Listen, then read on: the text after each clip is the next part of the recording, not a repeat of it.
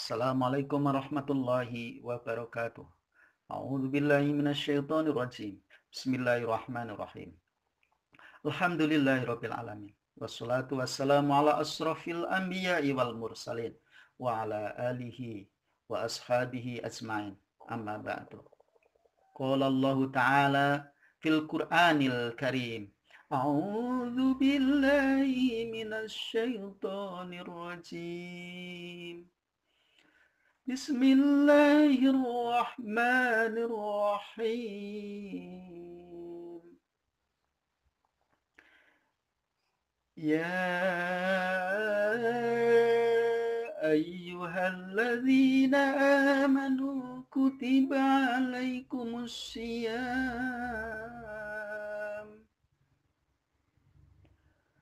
kama kutiba alal ladzina min qablikum la'allakum tattaqun.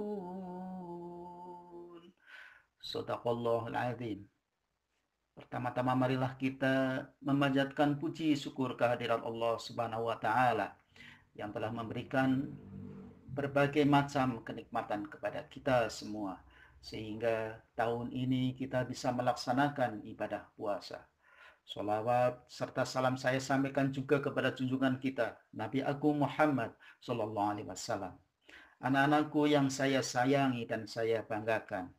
Dari ayat di atas mudah-mudahan menjadi target kita dalam berpuasa tahun ini, yaitu menjadi orang-orang yang bertakwa. Menjadi orang yang bertakwa, ada sisi yang bisa dilakukan oleh seorang siswa, yaitu meniru dan mencontoh public figure sepanjang masa dunia akhirat, yaitu baginda Rasulullah Sallallahu Alaihi Wasallam. Maka pantas saja Michael Haidt dia menempatkan Rasulullah Sallallahu Alaihi Wasallam sebagai pemimpin nomor satu yang paling sukses dan cemerlang sepanjang kehidupan umat manusia, dilihat dari berbagai sudut pandang agama dan duniawi. Kehidupan Nabi dilihat dari sudut manapun bisa menjadi contoh bagi kita. Kehidupan masa kecil, kehidupan masa anak-anak, kehidupan remaja beliau, kehidupan rumah tangga, masyarakat, maupun kepemimpinan beliau. Tapi kehidupan Nabi yang paling menawan adalah akhlak beliau. Ini sebagaimana disebutkan dalam hadis Nabi, innama bu'istu liutammima makarimal akhlak. Sesungguhnya aku diutus untuk menyempurnakan akhlak yang mulia. Kemudian di dalam firman Allah, A'udzu billahi minasyaitonir rajim. Bismillahirrahmanirrahim. Laqad kana lakum fi Rasulillahi uswatun hasanah. Di dalam diri Rasulullah terdapat suri tauladan yang baik. Surat Al-Ahzab ayat 21. Anak-anakku yang saya banggakan, kehidupan masa kecil bahkan sejak bayi, Nabi tidak pernah merepotkan membantunya sekalipun, yaitu Halimatus Sa'diyah. Saat bersama Abu Thalib paman beliau, sampai pamannya menangis ketika Nabi meminta ikut berdagang mengarungi padang pasir yang tandus dan berbahaya. Padahal belum pernah ada anak seusia Muhammad yang mengarungi gurun pasir. Tapi Abu Thalib pamannya mengizinkan karena beliau sadar betul semenjak dititipkan kepada Abu Thalib, beliau belum pernah meminta sesuatu kecuali di hari itu karena tidak bisa berpisah dengan pamannya. Coba bandingkan anak-anakku semua, rasa kasih sayang kalian kepada orang tua kalian yang masih ada. Ketika masih remaja, Nabi dipercaya untuk menaruh batu hitam atau hajar aswad karena menjadi rebutan dan pertengkaran para pemimpin Quraisy. Akhirnya mereka sepakat hanya Muhammad yang pantas menaruh hajar aswad. Tapi apa yang dilakukan ketika beliau dipercaya? Malah beliau mengelar kain, kemudian para pemimpin Quraisy memegang ujung kain untuk bersama-sama menaruh di tempatnya. Kehidupan Nabi di rumah disaksikan lewat ucapan istrinya Aisyah radhiyallahu an yang mengatakan, ketika Nabi di rumah, beliau sibuk mengurusi istri dan rumahnya. Ketika beliau membawa pasukan yang sangat besar yang tidak mungkin tertandingi untuk menaklukkan kota Makkah, Rasulullah hanya mengatakan, siapa saja yang masuk masjid aman. Padahal Rasulullah pernah diusir, dianiaya, dizolimi oleh orang-orang Mekah. Ketika beliau menjadi pemimpin, sukses tak tertandingi karena menempatkan dasar pemerintahan Islam, sehingga Islam di masa pemerintahan Bani Abbasiyah menjadi negara adidaya yang jauh melebihi Amerika. Bahkan Eropa di masa itu diliputi keprimitifan dan keterbelakangan, sementara pemerintahan Islam muncul sebagai negara yang terlahir sebelum zamannya. Itulah kata para peneliti. Itulah sebagian akhlak beliau yang bisa kita contoh. Anak-anakku, seluruh siswa-siswi SMP Negeri 1 Wangon yang saya banggakan. Ketika awal merebaknya 5S, salam, senyum, sapa, sopan dan santun di supermarket seperti Indomaret, Alfamaret, di kantor bank, bahkan di pom bensin. Kalian tentu ingat ketika bapak kalian membeli bensin.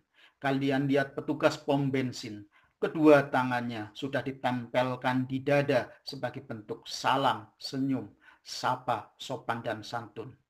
Ketika sudah dekat akan ditanya, selamat pagi, mau isi berapa? Terima kasih atas kedatangannya. Silahkan kalau mau mengisi angin.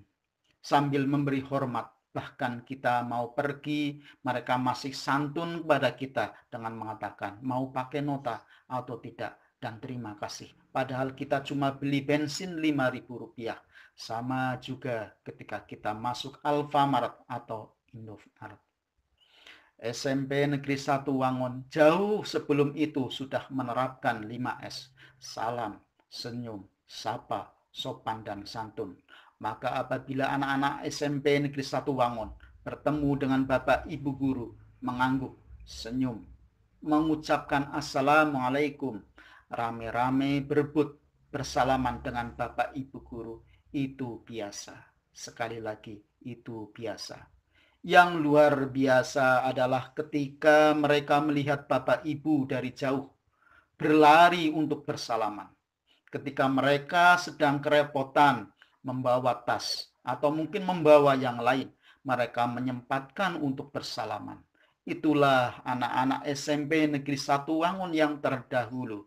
Maka sudah sepantasnya lah anak-anak SMP Negeri 1 Wangon yang kelas 7 dan kelas 8 untuk melanjutkan tradisi 5S yang sudah lama menjadi identitas SMP Negeri 1 Wangon ketika sudah tatap muka nanti.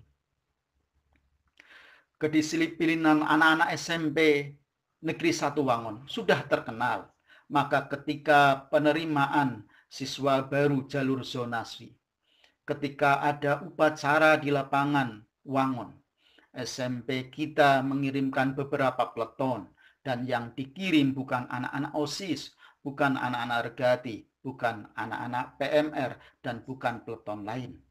Ketika sudah di lapangan upacara, kebetulan Bapak Ibu guru SMP Negeri 1 Wangon berada di belakang salah satu barisan, dan barisan itu anak-anaknya banyak yang cerita, barisan tidak rapi, bermain sendiri, tidak disiplin.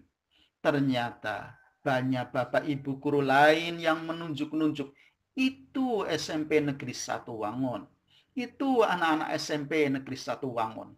Entah apa yang ada di benak mereka.